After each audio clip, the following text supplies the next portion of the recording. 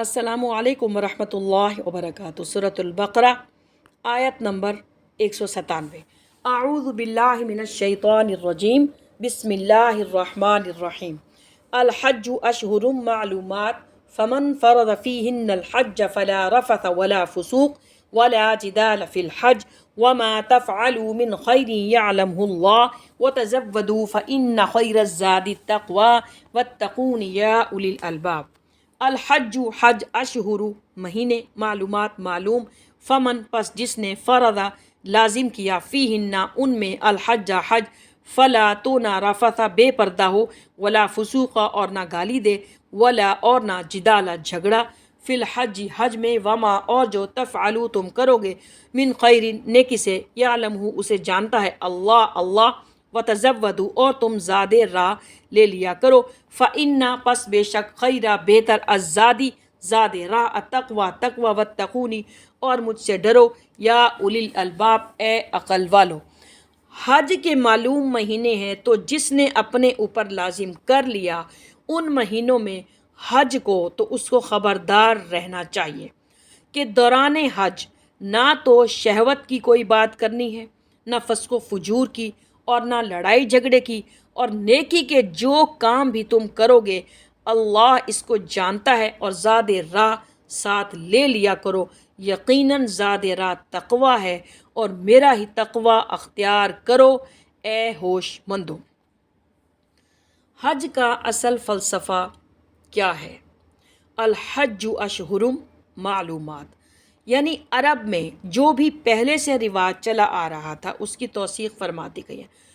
واقعی حج کے مواقعت کا تعین اللہ تعالیٰ کی طرف سے ہے۔ فمن فرض فیہن الحج، لازم کرنے سے مراد حج کا عزم اور نیت پختہ کرنا ہے، اور اس کی علامت احرام باندھ لینا ہے۔ فلا رفث ولا فسوق ولا جدال فی الحج، زمانہ حج میں جن باتوں سے روکا گیا ہے ان میں اولین بات یہ ہے کہ شہوت کی کوئی بات نہیں ہوگی۔ میاں بیوی اگر ساتھ حج کر رہے ہوں تو احرام کی حالت میں ان کے لیے وہی قید ہے جو اعتکاف کی حالت میں ہے۔ باقی یہ کہ فسوق و جدال یعنی اللہ کی نافرمانی اور باہم لڑائی جھگڑا تو ویسے ہی ناجائز ہے،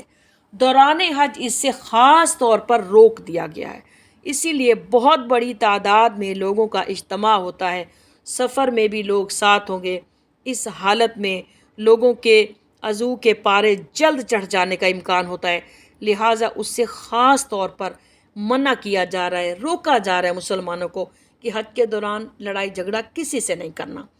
مناسک حج کی ادائیگی کے دوران امن اور سکون ہو۔ واقعی یہ کہ آج بھی یہ بات معجزات سے ہے کہ دنیا بھر سے اتنی بڑی تعداد میں لوگوں کے جمع ہونے کے باوجود وہاں امن اور سکون رہتا ہے، اور جنگ و جدال اور جھگڑا فساد وغیرہ کہیں نظر نہیں آتے۔ وما تفعلوا من خیر یعلمہ اللہ، حج کے دوران مناسک حج پر جو بھی نیکی کے کام آپ کر سکتے ہیں وہاں جا کے کرنے، مثلا نوافل پڑھنا، طواف اضافی کر،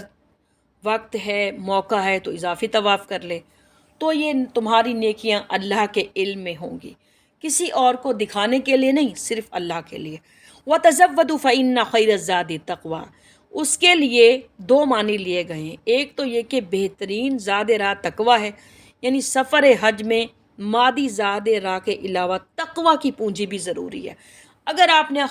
اخراجات سفر کے لیے روپیہ پیسہ اگر وافر لے لیا لیکن تقوی کی پونجی سے تہی دامن رہے تو دوران حج اچھی سہولیات تو حاصل کر لیں گے مگر حج کی روح اور اس کی برکات سے محروم رہیں گے۔ لیکن اس کا ایک دوسرا مفہوم جو کہ بہت اہم ہے، اگر انسان خود اپنا زاد راہ ساتھ نہ لے تو پھر وہاں دوسروں سے مانگنا پڑتا ہے۔ اس طرح یہاں تقوی سے مراد سوال سے بچنا، یعنی بہتر یہ ہے کہ زاد راہ لے کر چلو تاکہ تمہیں کسی کے سامنے سائل نہ بننا پڑے۔ اگر تم صاحب استطاعت نہیں ہو تو حج تم پر فرض نہیں ہے، اور ایک شے جو تم پر فرض نہیں ہے اس کے لیے خام خواہ وہاں جا کر بھیک مانگنا، یا بھیک مانگ کر یا چندہ اکٹھا کرنا، یہ ساری چیزیں حج میں منع کی گئی ہیں۔ اللہ تعالی ہم سب کو صراط مستقیم پہ قائم رہنے کی توفیق عطا فرمائے، آمین یا رب العالمین